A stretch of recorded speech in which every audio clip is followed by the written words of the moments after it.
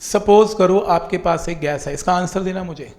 ये आपके पास एक सिलेंडर है और ये गैस है, और लेट अस सपोज ये ना मैंने फिक्स कर दिया, मूव नहीं होने दूंगा, यानी कि ये पिस्टन मूव नहीं करेगा, तो यानी कि ये क्वेश्चन कांस्टेंट वॉल्यूम का है। ठीक है, इसके अंदर एक गैस है और मान लो 1 मोल ऑफ गैस है। ठीक, केमिस्ट्री का क्वेश्चन पूछने जा रहा हूं। ये गैस कहती है मेरा टेम्परेचर इंक्रीज कर दो, मगर ठीक है कर देते हैं। कितना? कहती है चलो dt कर दो, थोड़ा सा कर दो। ठीक है कर देते हैं। मैंने पूछा ये करने के लिए तेरे को क्या चाहिए? कहता है हीट चाहिए। और क्या चाहिए? वो कौन देगा? वो मैं दूंगा बाहर से, ताकि इस टेम्परेचर इंक्रीज हो जाए।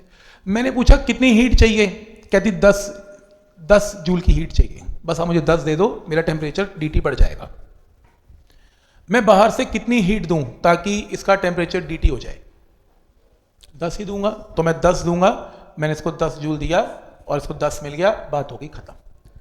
तो मैंने आप लोगों को यह बताया, दुनिया को यह बताया कि देख मैंने इसको हीट दी, कितनी दी? 10 जूल। इसका सिंबल क्या है? मैंने कहा DQ।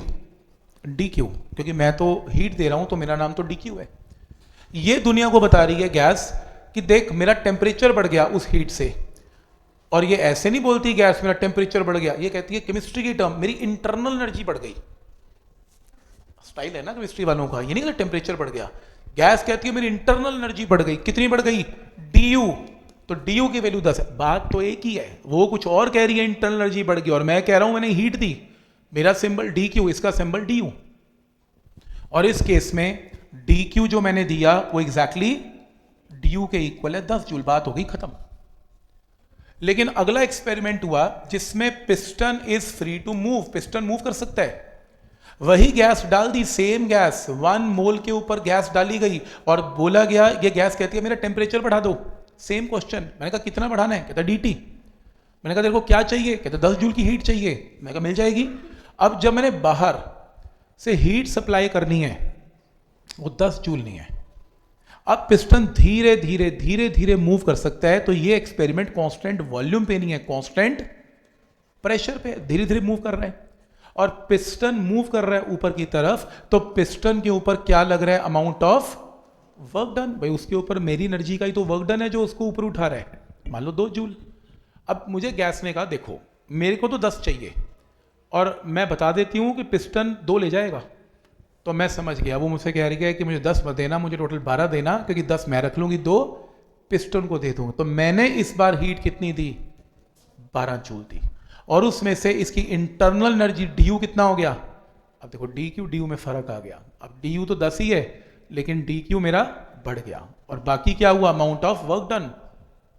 First law of thermodynamics, मैंने जो हीट दी उसका कुछ अमाउंट गैस ने ले लिया, इंटरनल एनर्जी, और कुछ अमाउंट का क्या हो गया?